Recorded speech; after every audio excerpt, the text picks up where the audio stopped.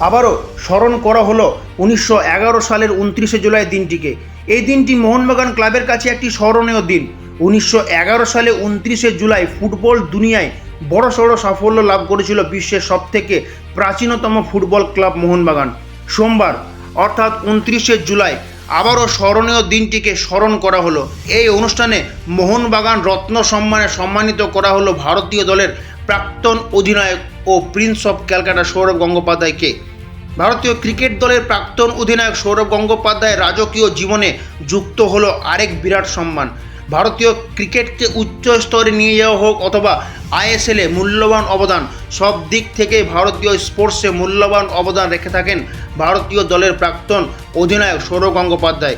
তবে এবার মোহনবাগান রত্ন সম্মানে সম্মানিত হয়ে আবেগে ভাসলেন প্রিন্স অফ ক্যালকাটা। তিনি বলেন, এই মোহনবাগান ক্লাবে আমি 9 বছর যুক্ত ছিলাম। ক্লাবের মেম্বারশিপ কার্ডে বহু খেলা দেখার সুযোগ হয়েছে আমার।